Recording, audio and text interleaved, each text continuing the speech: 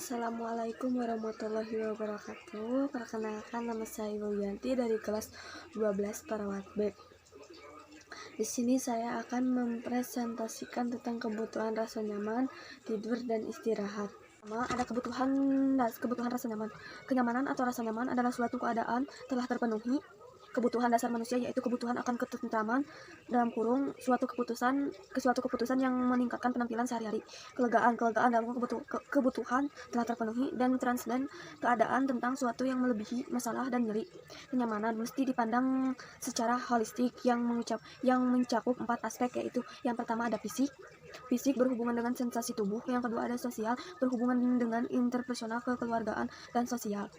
Yang ketiga ada psikospiritual berhubungan dengan kewaspadaan internal dalam diri sendiri dan meliputi harga diri, seksualitas, dan makna kehidupan. Yang keempat ada lingkungan berhubungan dengan latar belakang, pengalaman ekstra manusia seperti cahaya, bunyi, temperatur, warna, dan unsur alami lainnya. Meningkatkan kebutuhan rasa nyaman diartikan perawat telah memberikan kekuatan, harapan, hiburan, dukungan, dorongan, dan bantuan. Secara umum dalam aplikasinya, pemenuhan kebutuhan rasa nyaman adalah kebutuhan rasa nyaman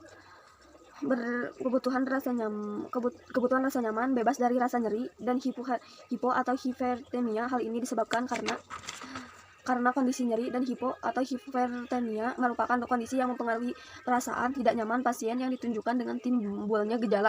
Dan kita lanjut ke pengertian istirahat.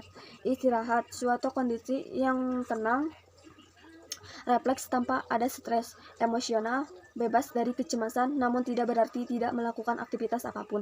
Duduk santai di kursi empuk atau baring di atas tempat tidur juga merupakan bentuk istirahat. Klien atau orang sakit tidak beraktivitas tapi mereka sulit mendapatkan istirahat.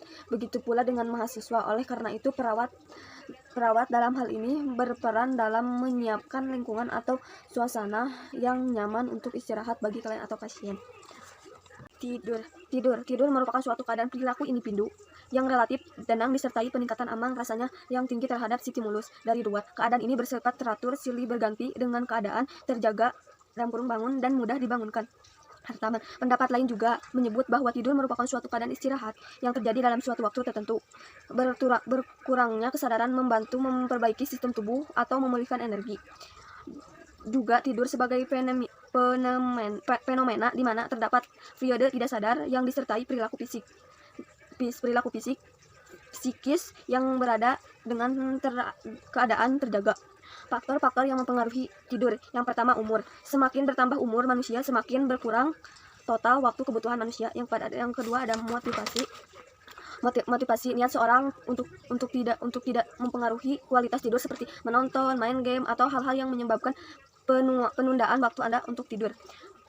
Yang ketiga ada emosi. Suasana hati marah, cemas, dan stres dapat menyebabkan seseorang tidak bisa tidur atau mempertahankan tidur. Yang keempat ada lingkungan. Lingkungan yang tidak kondisif seperti di dekat bandara atau di tepi jalan-jalan umum atau di tempat-tempat umum yang menimbulkan kebisingan. Sekian presentasi dari saya. Mohon maaf bila ada kesalahan. Wabillahi taufiq wal hidayah. Wassalamualaikum.